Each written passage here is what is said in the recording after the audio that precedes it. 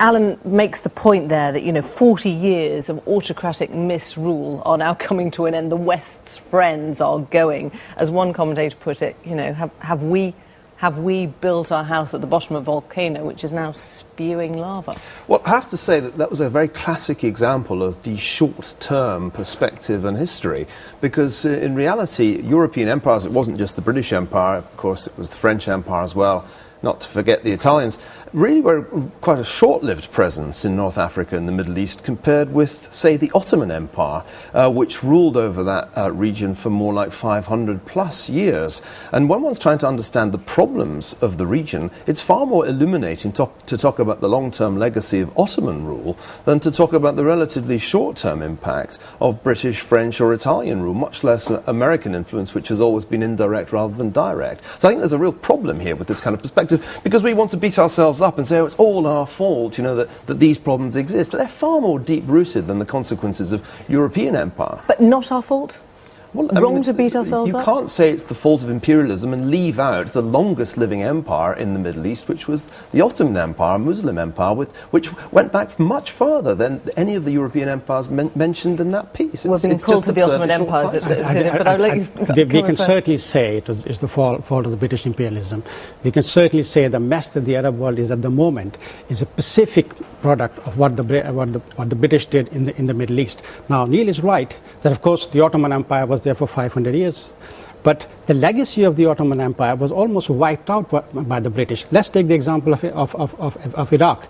The British decided that the Kurdistan mountains had to be there as a buffer against Turkey and Russia. So the Kurds were bombed, they were dispersed. Some of them went to Iran, some of them went to Iraq, some of them went to Jordan and various places.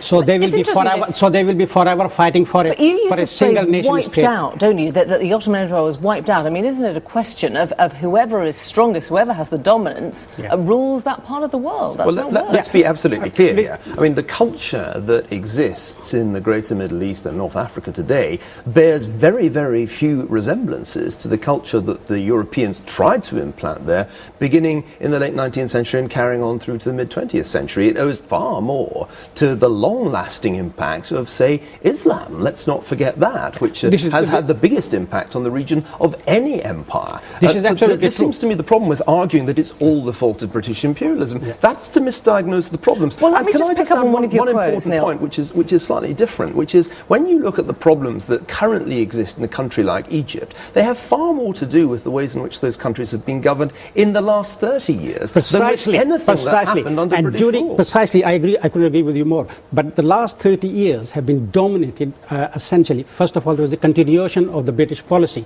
You take Iraq, for example. Let me finish my example of Iraq.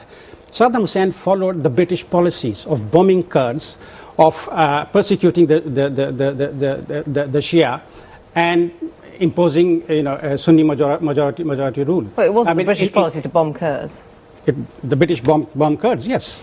I mean, that's a complete misrepresentation. No, it's not a complete history. I mean, there was an insurgency in the early 1920s, in which air power played a part to bring it to book. But in reality, Saddam Hussein's policies owe virtually no debt to British imperial rule. I'm going to bring us on to where we are now, because it is fascinating. You wrote today or yesterday, I'm not sure, Neil, that only a Prozac-addicted optimist will put money on the emergence of Western-style democracy in the part of the world where we're now looking at revolution. Is that really what you think? It's just not going to happen? Well, it's very unlikely to happen because the preconditions for successful Western-style democracies really aren't present. It is a big naive mistake to imagine that this is going to be like 1989 in Central and Eastern Europe, not least because the misrule that has characterized North African and Middle Eastern states, Arab states, over the last 30 or 40 years has left a very large part of the population very close to illiterate, relatively poor, unemployed. You have 20% of the population which is aged between 15 and 24 with a very high level of unemployment, low levels of literacy,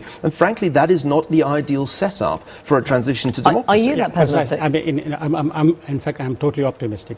But the product, what we find in the Arab world today, unemployment, poverty, is the product of 30, 40 years of dictatorship that Britain has supported and promoted in many cases. For example, I don't think you could say that Britain supported Nasser's regime. When, if anything, but trying to overthrow that regime.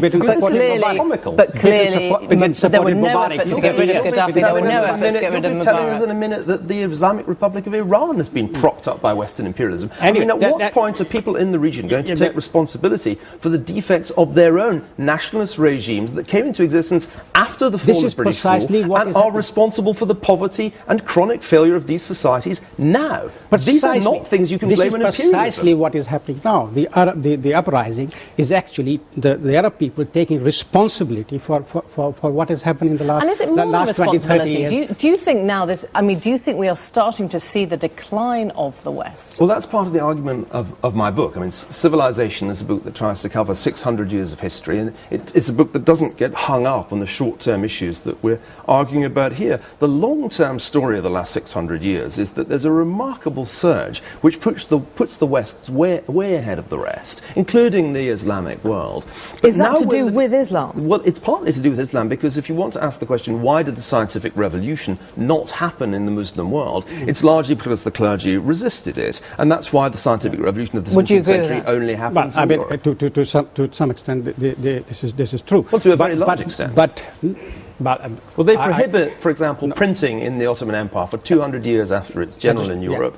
And observatories are literally torn down at the behest of clergy. So if you ask yourself a much more profound question, which is not, whose empire did the most damage, but why did science only take root in the West in the 17th, 18th and 19th century and come very, very late indeed to the Muslim world, that seems to me a more illuminating question. But the big puzzle now is what happens next in a world in which demographically the West is in steep decline, and will probably only account for about 10% of the world's population by 2050. But I think, first of all, I must say that it is monumentally elegant to actually call your book Civilization. In a sense, there is only one civilization. We must stop equating civilization simply with the West. There are other certainly not what the book does. The book is a other civilizations, India, China.